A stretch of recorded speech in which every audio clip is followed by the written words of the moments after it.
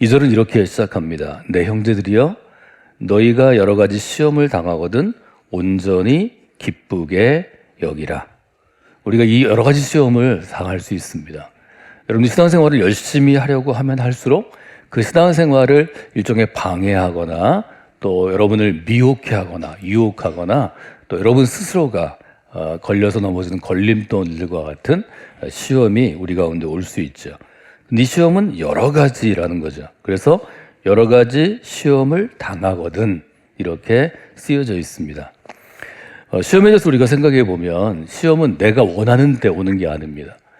예를 들면 우리가 시험이 테스트, 어떤 입학 시험을 보다 이런 때는 정해진 날, 정해진 장소에서 우리가 시험을 볼 수 있지만 우리가 지금 쓰고 있는 야고보서의 이 믿음의 시험은 시간을 정해서 오는 게 아닙니다. 말하자면 시도 때도 없이 찾아올 수 있는 거죠. 그리고 이 시험은 입학 시험은 그 대상자에게만 하죠. 믿음의 시험은 남녀노소를 가리지 않고 또 빈부귀천을 가리지 않고 모든 사람에게 오는 것을 보게 됩니다. 시험에 대해서 우리가 몇 가지 생각하면 첫째로 시험은 누구에게나 찾아올 수 있습니다. 두 번째로 볼 수 있는 것은 이 시험이 어떤 형태를 가지고 오는 게 아니라는 거죠. 사지선다형으로 25문제 이렇게 풀 수 있는 게 아니고 일정한 형식을 갖지 않고 개인에 따라 받는 시험이 다릅니다. 어떤 이들은 질병을 통해서 또 어떤 이들은 친한 사람과의 갈등을 통해서 또 어떤 이들은 가족의 어떤 사고를 통해서 여러 가지로 믿음의 시험이 올 수 있죠. 또 시대에 따라서 시험의 형태도 달라집니다. 21세기 우리가 받는 시험이 있고 주 1세기형 지금 초기 교회 시대 가운데 또 주 2세기에 받는 시험이 다르고 시험의 일종의 형태가 다를 수밖에 없다는 거죠. 교회마다 다를 수도 있고 또 지역마다 혹은 도시마다 또 국가마다 그 시험은 다를 수 있습니다. 그렇기 때문에 누구에게나 찾아오고 일정한 형식이 없는 것을 우리가 일단 볼 수 있습니다. 또 하나 시험에 대해서 이제 보면 시험은 지금 야고보서가 처한 것처럼 외부에서 올 수 있습니다.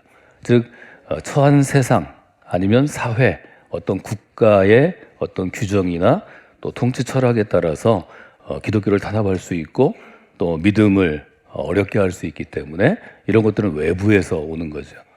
그런데 시험이 내 안에서 오기도 합니다.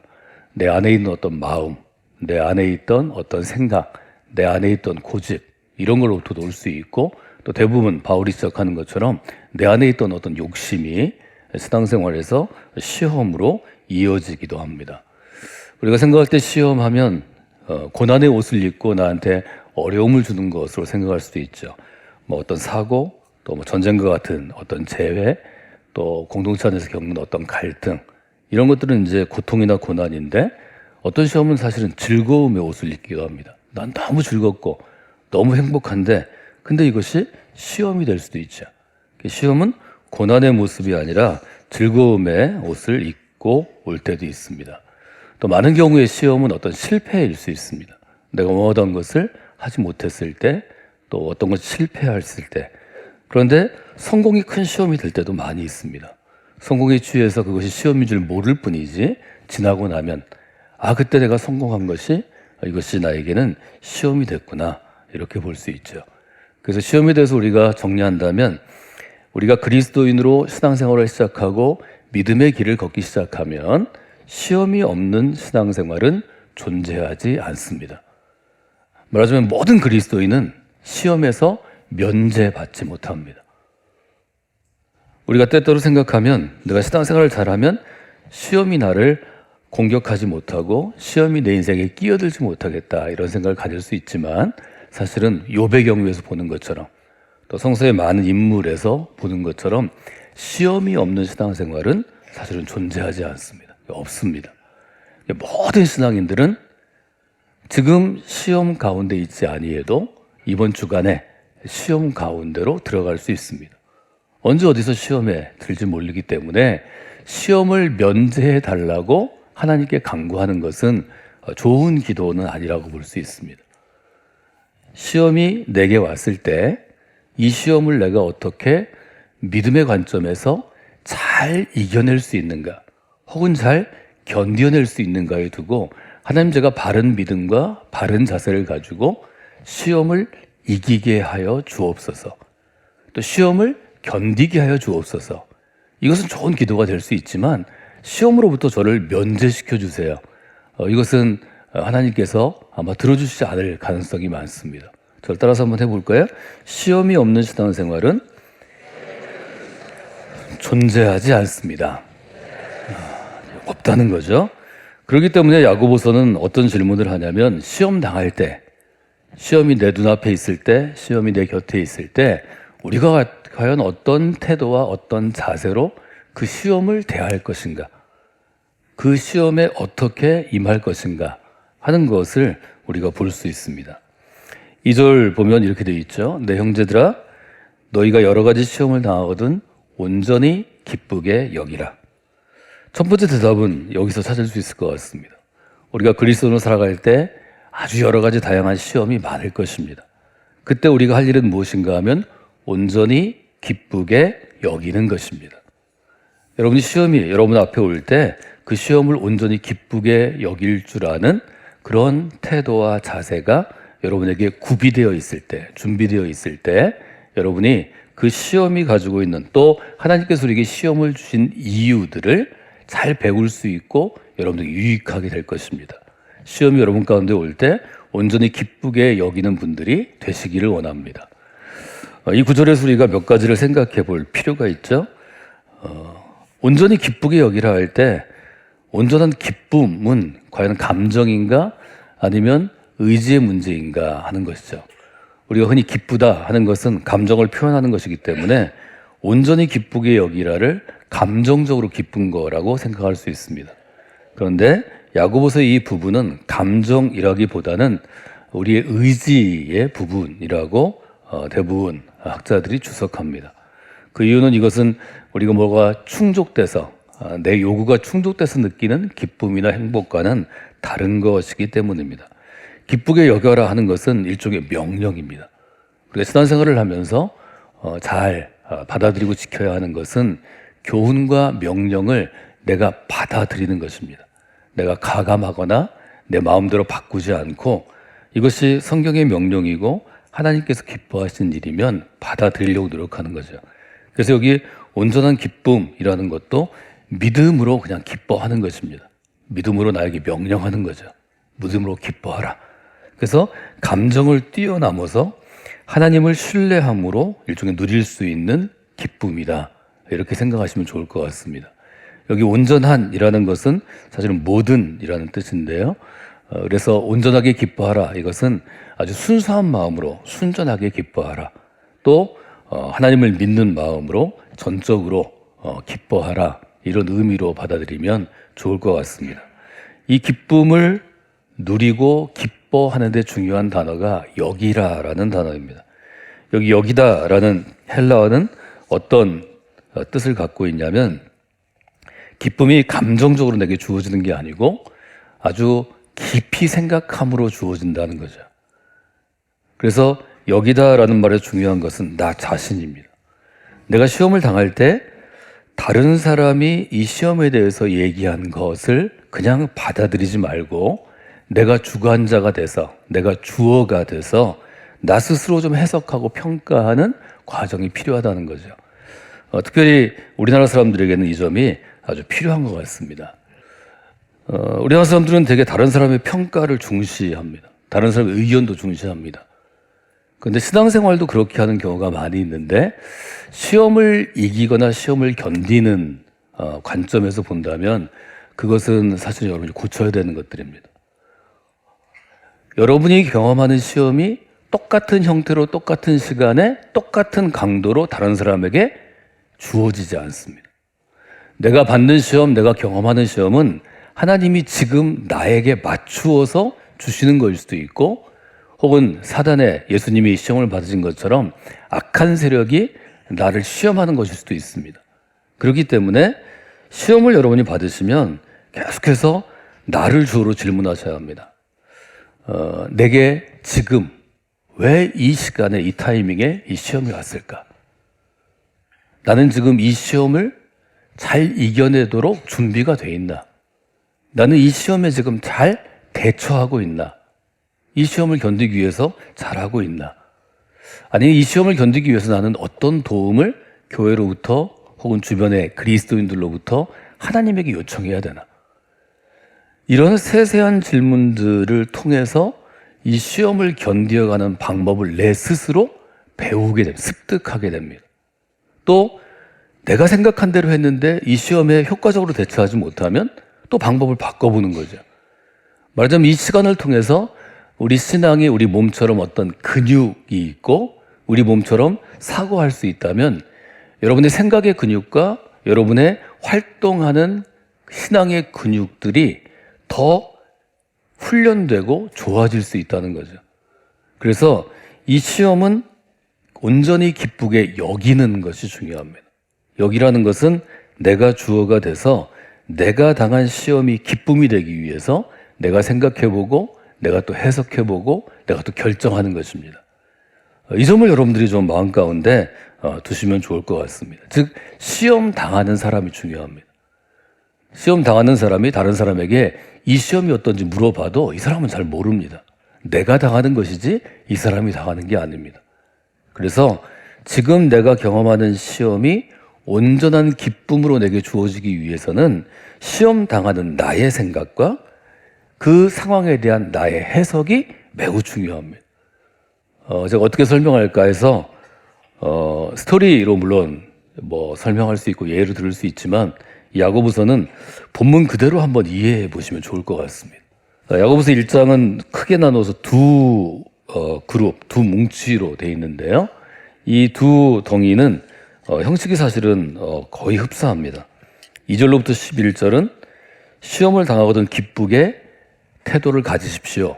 자세를 가지십시오. 이렇게 권하고 세 부분으로 되어 있는데 첫 번째 부분은 시험의 목적, 또 그 시험을 당하는 태도입니다. 2절로부터 4절이고요. 그 다음에 8절까지, 5절로부터 8절까지는 시험을 이기는 방법. 지혜를 구하는 기도를 해라. 지혜로움을 구하라. 이렇게 되어 있죠. 근데 9절로부터 11절은 시험의 예. 하나는 돈이고 하나는 우리의 말입니다.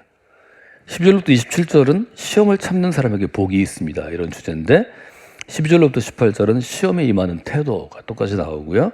그 다음에 19절로부터 25절은 시험을 이기는 방법. 여기는 말씀을 붙잡고 순종해라. 그렇게 되어 있고 시험의 예 26절, 27절 똑같이 우리의 말과 우리의 금전, 경제생활인데 우리의 돈입니다. 이 두 가지가 계속해서 반복되는데 서신서를 특별히 우리가 볼 때는 이 구조를 분석하는 게 도움이 됩니다. 제가 지금까지 말씀드린 것은 야고보서가 시험을 대하는 태도를 첫 번째로 뭐라고 이야기하면 시험이 오거든 시험을 당할 때 온전히 기쁘게 여겨야 합니다 하는 교훈입니다. 저 따라서 할까요? 시험을 당할 때 온전히 기쁘게 여기십시오. 두 번째 교훈이 3절로 이어집니다. 3절 한번 같이 읽어볼까요? 이는 너희 믿음의 시련이 인내를 만들어내는 줄 너희가 알미라.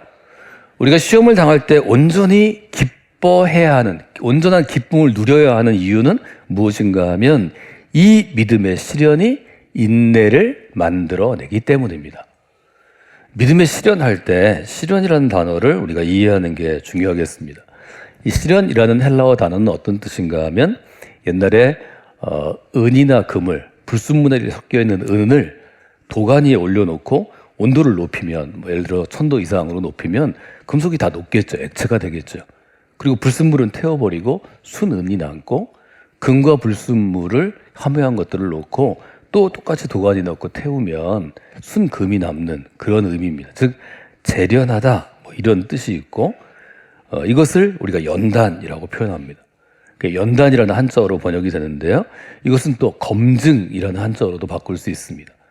순은인지 검증해 보는 거죠. 순금인지 검증해 보는 거죠. 이게 도가니에 넣고 높은 불로 이제 태우는 것입니다. 그래서 하나님께서 우리에게 시험을 허락하시는 첫 번째 이유는 무엇인가 하면 내가 가진 믿음을 검증해 보는 것입니다. 말하자면 여러분이 시험 당하기 전에는 내가 가진 믿음이 어떤 크기인지, 얼마나 깊이가 있는지, 어떤 색깔인지를 잘 알 수 없습니다. 오직 시험 당해봐야 내가 가진 믿음을 검증해 볼 수 있습니다. 예를 들면 우리가 시험을 당하면 또 시험에 들어서 예를 들어 큰 고난, 뭐 질병이라든지 아니면 어떤 사고라든지 아니면 뭐 경제적인 어떤 실직이라든지 이런 것들을 당하면 믿음이 흔들리는 사람이 많이 있습니다. 뭐 우리 모두가 흔들리겠죠. 믿음이 흔들려서 좋은 결과를 가져오지 못해도 그것은 나의 믿음을 검증하는 것입니다. 아, 내 믿음의 단계가 이렇게 높은 줄 알았더니 이 정도에 흔들리는 거 보니까 바닥에 가깝구나. 이게 바로 검증이죠. 또 굉장히 큰 시험을 당했는데 믿음을 잘 지킬 수도 있습니다. 그러면 믿음을 지키는 과정을 통해서 내가 생각보다 그래도 믿음은 있구나. 이걸 내가 알 수 있는 거죠. 아까 여기다에서 중요한 것은 시험 당한 나 자신이라고 말씀을 드렸습니다. 시험을 당한 나 자신이 중요한 것처럼 검증이라는 것은 내가 판단하고 내가 결정해 보는 것입니다. 나의 믿음의 수준, 나의 믿음의 깊이, 나의 믿음의 크기를 내가 보는 거죠. 그래서 우리 믿음이 어느 정도인지 나 스스로 알아차릴 수 있기 때문에, 나 스스로 알 수 있기 때문에 시험은 우리에게 중요한 것입니다. 첫 번째, 하나님이 우리에게 시험을 허락하신 이유는 우리의 믿음을 검증하기 위해서입니다. 그 이유를 한번 기억하시면 좋겠습니다. 두 번째는 시험에 어떤 좋은 점이 있냐면 시험 당했을 때 우리는 하나님이 나와 함께 하세요 이렇게 얘기하지만 이게 실제적인 고백은 아닙니다. 우리가 문자적으로 우리가 말로 고백하긴 하지만 어떻게 하나님이 함께 하시는지를 모릅니다. 그런데 여러분이 시험 당할 때 그 하나님의 함께 하심을 구체적으로 체험할 수 있습니다. 바울이 고백한 것처럼 내가 엎드러졌을 때 하나님이 나를 붙잡아 일으켜 세우셨습니다. 내가 힘들고 어려워서 적의 공격을 받아서 죽게 되었을 때 하나님께서 방패가 되셔서 적의 화살을 막아주셨습니다. 시편에 아주 구체적으로 고백하는 것들은 하나님이 우리의 삶을 시험받을 때 만지시고 개입해 주신다는 거죠. 은혜를 체험하라 하는 주제를 가지고 지난주에 함께 말씀을 나누었습니다. 빚지는 법을 배우는 거죠. 하나님의 은혜를 체험한다는 것은 하나님이 나의 삶을 만져주시는 것입니다. 하나님이 나의 삶 안으로 걸어 들어오시는 것입니다. 개입하시는 것입니다. 언제 하나님이 여러분의 삶으로 개입하냐면 여러분이 시험 당할 즈음에, 시험 당할 그때, 혹 여러분이 시험 때문에 여러분의 몸이 상하거나 영혼이 상하거나 문제가 생길 때 하나님이 여러분을 보호해 주시기 위해서 개입하십니다. 여러분의 방패가 되시고 여러분의 산성이 되시고 여러분의 피난처가 되어 주십니다. 그래서 시험이 중요한 것입니다. 여러분이 시험 당할 그때 하나님이 여러분을 전능하신 오른손으로 꽉 붙잡아 주십니다. 하나님 품 안에 안아 주십니다. 어떤 어려움으로부터 여러분을 감싸 주신다는 거죠. 그래서 시험은 시험을 당할 때 하나님이 우리의 삶을 만지시고 하나님이 우리의 삶에 역사하시는 것을 우리가 체험하고 드러내는 기회가 됩니다. 그래서 시험이 중요한 것입니다. 그래서 하나님이 우리에게 시험 당함을 허락해 주시는 것입니다.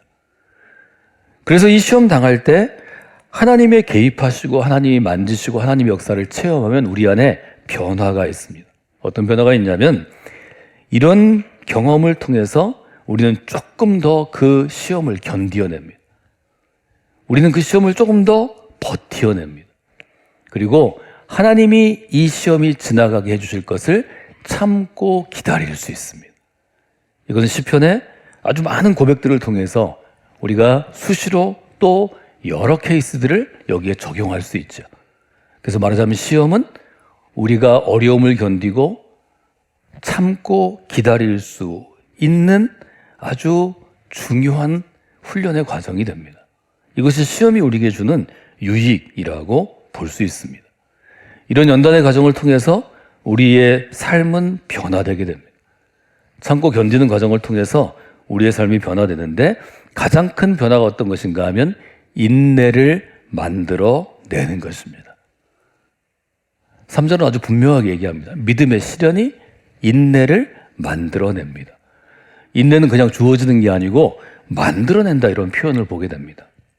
이때 이 인내의 특징을 보면 인내는 수동적인 것이 아니라 능동적인 것이라고 볼 수 있습니다. 어떤 결과를 만들어내고 어떤 열매를 만들어내는 거죠.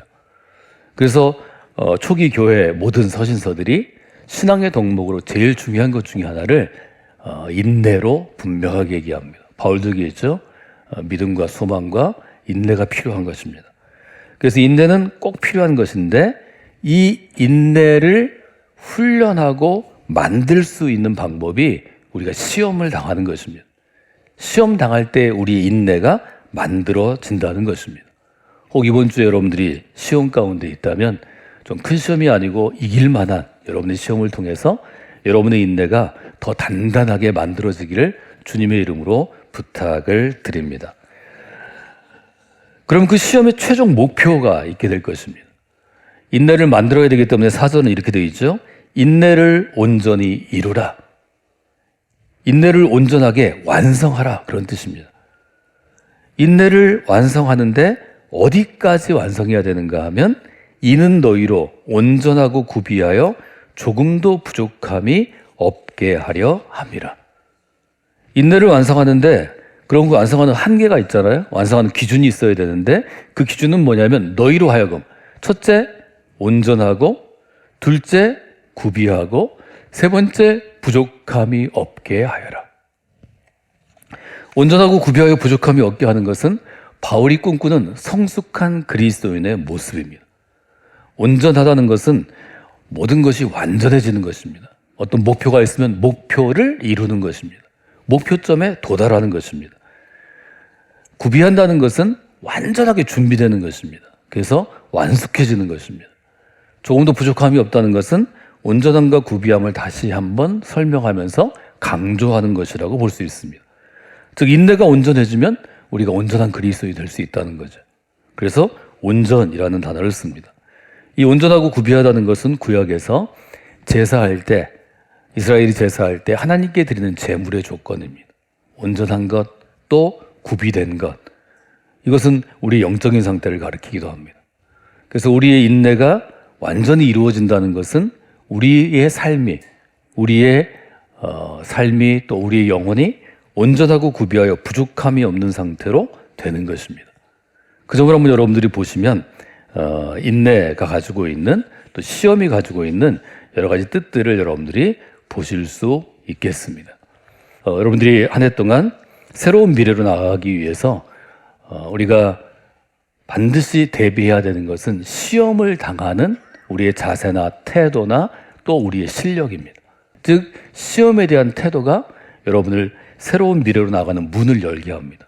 바꿔 얘기하면 새로운 미래로 나아가는 그리스도인이 되기 위해서는 시험을 아주 지혜롭고 믿음 가운데 대처할 수 있어야 합니다. 여러분들 그 점을 마음에 두고 올 한 해 동안 여러 가지 시험이 여러분에게 다가올 텐데 그 시험을 잘 이기시고 잘 견뎌내시고 그 시험을 통해서 조금 더 온전하고 또 부족함이 없고 또 하나님 보시기에 잘 준비된 그런 인내의 덕목이 성숙하는 그런 한 해가 되시기를 주님의 이름으로 축복해 드립니다.